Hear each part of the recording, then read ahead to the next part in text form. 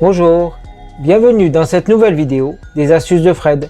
Aujourd'hui, nous allons voir en quoi les anges et les prières peuvent être une aide pour les magnétiseurs, mais aussi pour tout le monde dans la vie quotidienne. Les scientifiques se sont intéressés à l'action de la prière et de la méditation sur le cerveau. Et pour cela, ils ont placé des IRM sur des personnes en train de prier. Et les scientifiques se sont rendus compte que la prière active les mêmes zones que celles qui sont associées à la musique, aux activités sexuelles ou à la nourriture. Et donc cela génère des endorphines et les hormones du plaisir. Et donc le fait de prier a un effet de relaxation, anti-stress et apporte du plaisir. Et donc la prière a déjà un premier effet positif sur la santé. Mais pour ce qui est de la méditation, les scientifiques ont étudié des moines bouddhistes qui ont une grande pratique de ceci en train de méditer, et ils ont constaté que la méditation sur le long terme ralentit le vieillissement du cerveau, baisse la mortalité des neurones, mais surtout cela active les zones liées à la gestion des émotions, à la conscience corporelle et à la conscience de soi. Et cela uniformise aussi les différentes zones du cerveau.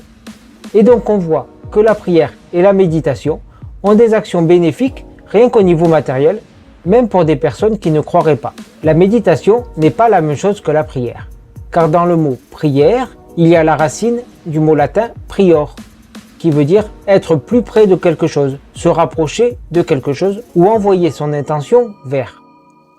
Et dans les podcasts sur Que sommes-nous, je vous avais expliqué que nous sommes constitués d'un corps, d'une âme et d'une conscience supérieure. Et dans le podcast sur Couper le feu, je vous avais indiqué que les éléments contiennent tous un esprit. Et donc on voit bien qu'il y a quelque chose et que quand on prie, on envoie son intention vers vers ce quelque chose. Et en fait, toutes les religions nous parlent d'anges, d'anges gardiens et d'archanges. Et on voit aussi que les prières ont une efficacité avec tous les ex-voto qui sont placés dans les chapelles, les églises et les cathédrales. Et ces ex-voto sont les signes que les prières ont été entendues et ont été efficaces. Il y a aussi de nombreux témoignages qui attestent de l'existence des anges gardiens. Et il y a par exemple Pierre Jovanovic qui, il y a une trentaine d'années, a vécu une expérience singulière alors qu'il était en voyage professionnel aux États-Unis. Il était passager d'une voiture, en Californie je crois, et il a entendu une voix dans sa tête lui dire « penche la tête ».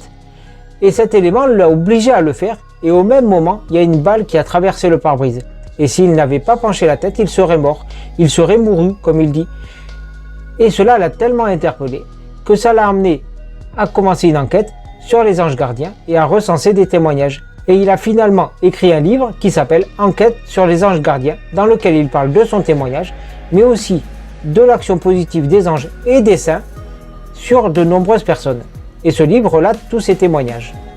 Il y a un autre élément qui permet d'attester de l'existence d'êtres positifs immatériels, c'est les expériences de mort imminente.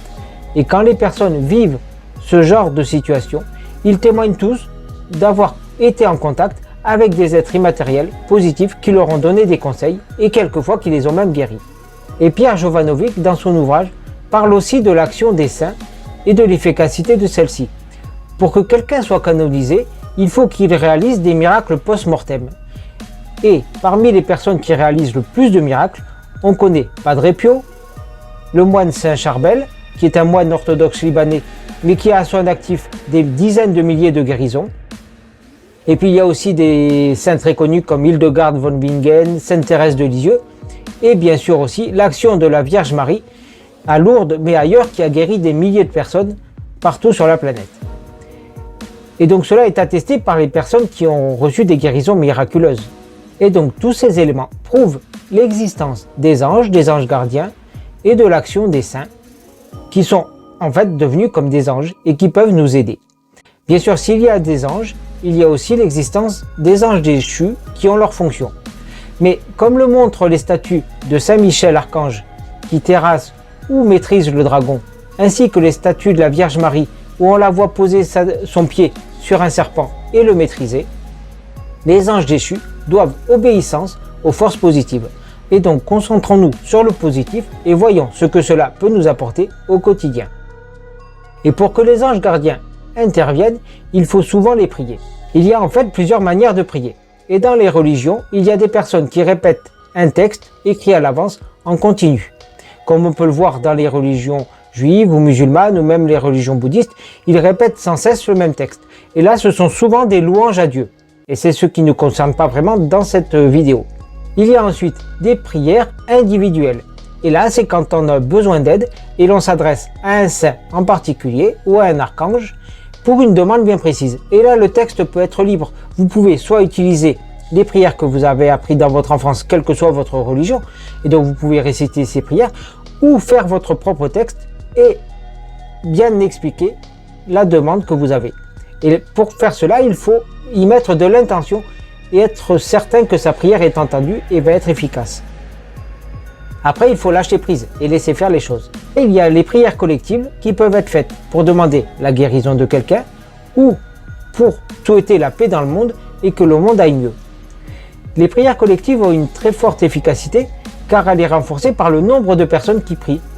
Car quand on prie, il y a bien sûr l'intervention de ces forces extérieures, anges, archanges et tout ça, mais aussi notre intention et notre action via notre conscience sur la matière. Donc nous sommes partie prenante de la prière.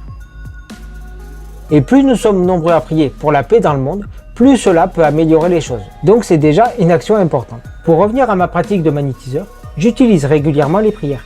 Il y a bien sûr celles pour couper le feu, dont je vous ai parlé sur la vidéo des coupeurs de feu. Il y en a aussi qui sont adaptés pour stopper le zona et arrêter les douleurs. Et en fait, l'utilisation des prières permet de renforcer l'efficacité des soins énergétiques. Mais en tant que thérapeute et magnétiseur, nous pouvons aussi servir de médium ou d'intercesseur pour l'intervention d'anges ou d'archanges, voire exceptionnellement de la Vierge Marie, durant les soins qui vont à ce moment-là intervenir au travers de nous pour agir directement sur la personne. Mais ces anges et ces archanges peuvent aussi nous connecter aux annales akashiques pour nous faire obtenir des informations sur les vies antérieures des patients si cela est nécessaire à la compréhension des problèmes et pour trouver des solutions pour aider la personne.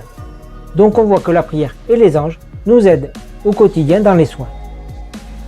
Mais les anges et les archanges ne peuvent pas intervenir directement. C'est pour ça qu'ils ont besoin d'un thérapeute comme intercesseur ou de la prière pour les appeler. Le seul moment où les archanges et les anges gardiens peuvent intervenir, c'est quand on est en danger de mort et que ce n'est pas le moment pour nous de mourir. Et donc dans ce cas-là, ils interviennent sans notre demande, comme ils l'ont fait dans l'exemple de Pierre Jovanovic. Mais sinon, ils ont besoin qu'on leur demande d'intervenir et cela se fait au travers des prières. Et c'est pour cela qu'il est important de les prier et de leur demander du soutien. Et en fait, ils sont là pour ça. Donc n'hésitez pas à leur demander de l'aide. Voilà, j'espère que cette vidéo vous aura aidé à mieux comprendre en quoi la prière et les anges sont des soutiens importants pour les thérapeutes et les magnétiseurs et que vous pouvez même faire appel à eux via la prière pour vous aider au quotidien et que si nous prions collectivement pour demander un monde meilleur, plus harmonieux, nous pouvons changer les choses positivement. Merci d'avoir regardé cette vidéo et dans l'attente du prochain podcast des astuces de Fred, portez-vous bien, à bientôt.